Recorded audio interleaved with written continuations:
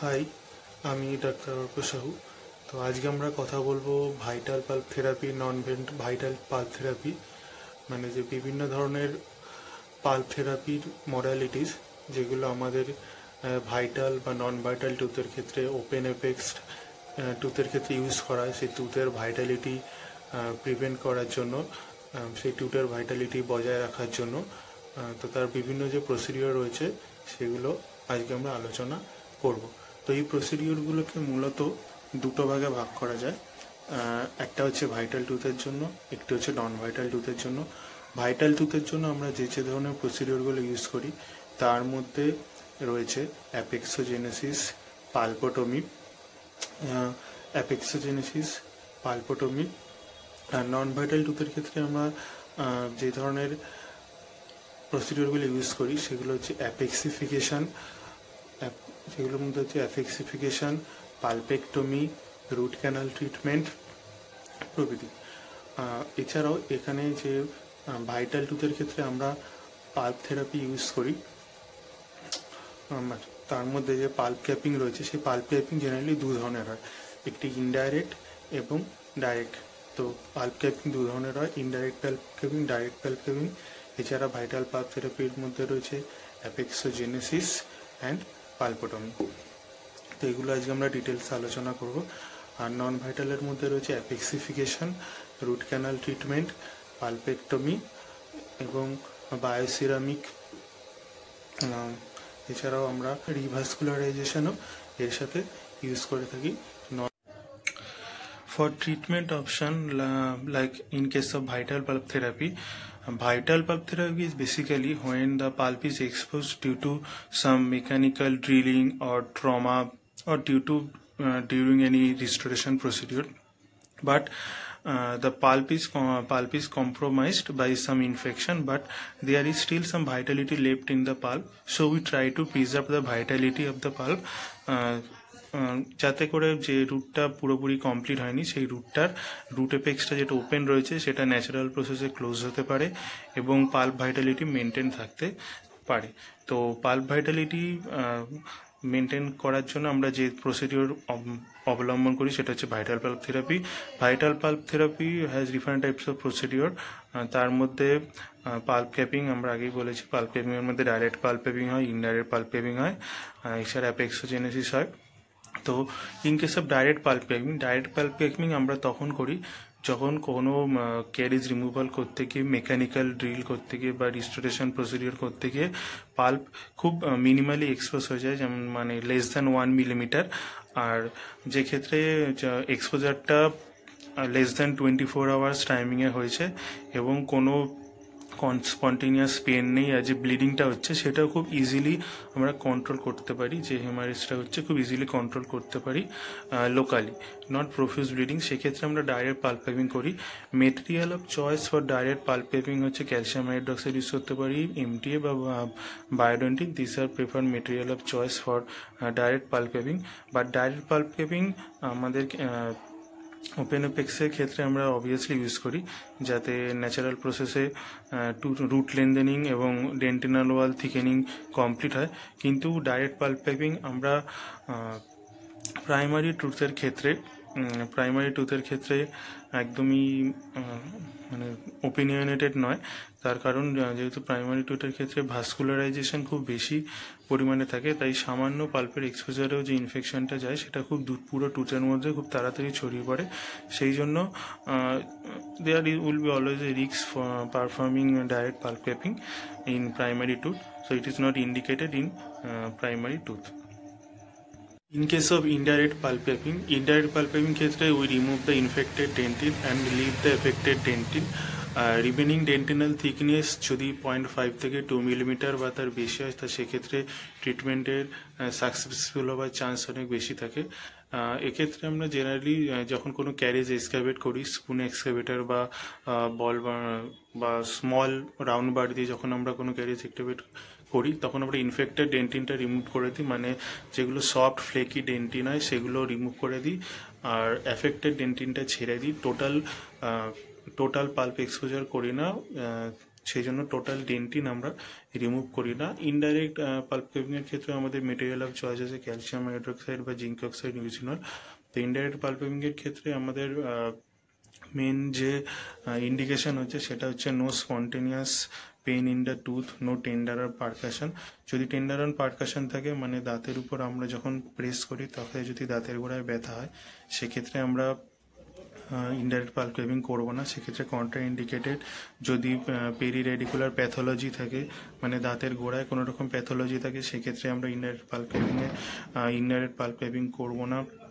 যদি spontaneous tooth এক হয় সেক্ষেত্রে আমরা ইনডাইরেক্ট পাল্প কেভিং করবো না।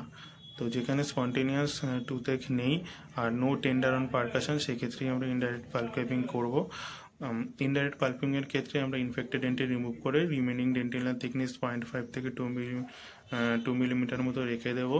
সেখানে ক্যালসিয়াম হাইড্রোক্সাইড এগুলো প্রেস করে দেবো। ক্যালসিয়াম হাইড্রোক্সাইড সেখানে প্লেস করার পরে ডেন্টিনাল ব্রিজ ফর্মেশন আর একটা ব্যারিয়ার তৈরি হয়ে যাবে পাল্পের উপরে এবং পাল্পের ভাইটালিটি মেনটেন হবে।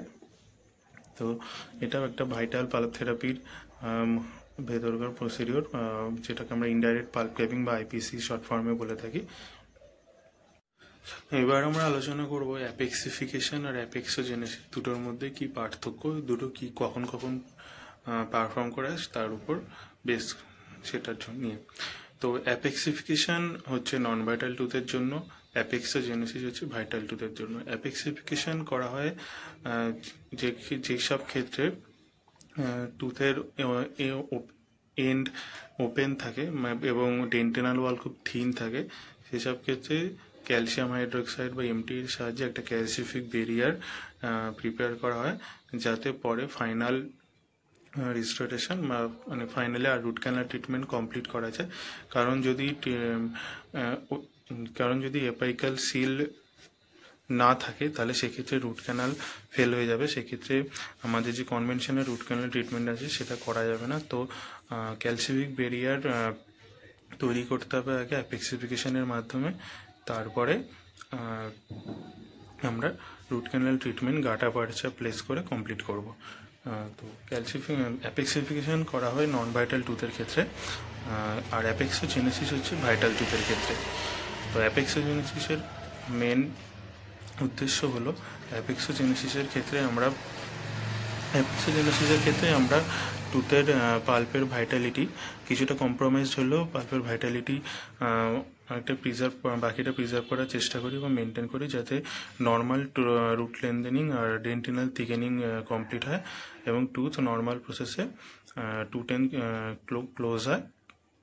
তো সেটা ভাইটাল পাল্প থেরাপির আন্ডারে পড়ে, মানে যেসব টুথের ক্ষেত্রে পাল্প ভাইটাল রয়েছে সেক্ষেত্রে আমরা অ্যাপেক্সোজেনেসিস পারফর্ম করতে পারি, কিন্তু পাল্প যদি ভাইটাল না থাকে সেক্ষেত্রে আমরা অ্যাপেক্সিফিকেশন করব ক্যালসিয়াম হাইড্রোক্সাইড এমটি ইত্যাদি মেটেরিয়াল অফ চয়েস অ্যাপেক্সিফিকেশনের ক্ষেত্রে। তো আর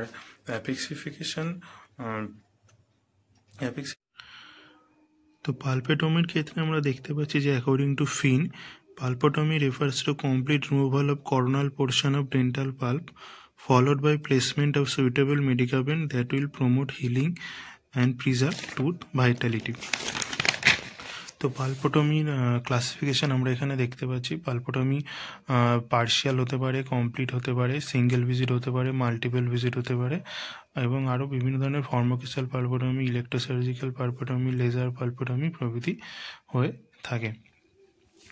তো পালপোটমি আমরা কখন করব, পালপোটমি কেন করায়, সেক্ষেত্রে আমরা এখানে দেখতে পাচ্ছি পালপোটমি করার উদ্দেশ্য হচ্ছে maintain the integrity of radicular pulp tissue to allow continued root growth, and pulp of immature teeth has significant reparative potential. Pulp revascularization and repair occurs more efficiently in tooth with open apex.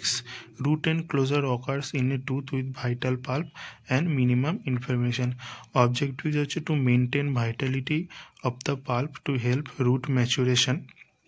form a dentinal bridge at the site of pulpotomy, promote root end closure and national apical constriction, and sustain a viable Hartwig epithelial root seed to allow root development. Indication is traumatized or pulpal involvement of vital permanent tooth with open apex, clinical and radiological sign of radicular pulp vitality. Pain, if present, is neither spontaneous nor persistent after removal of the stimulus. No or easy to control hemorrhage from amputation site. Contraindication, কখন আমরা পালপোটমি করব না সেক্ষেত্রে হচ্ছে symptoms of irreversible pulpitis, non-restorable crown structure, pulp necrosis with radiolucency in furcal or periradicular areas. এছাড়া হচ্ছে presence of purulent discharge, spontaneous pain, tenderness to percussion and mobility. Criteria of successful pulpotomy হচ্ছে no radiographic evidence of internal root resorption, no radiographic sign of periradicular periodontitis, tooth should respond to pulp testing and tooth should be asymptomatic.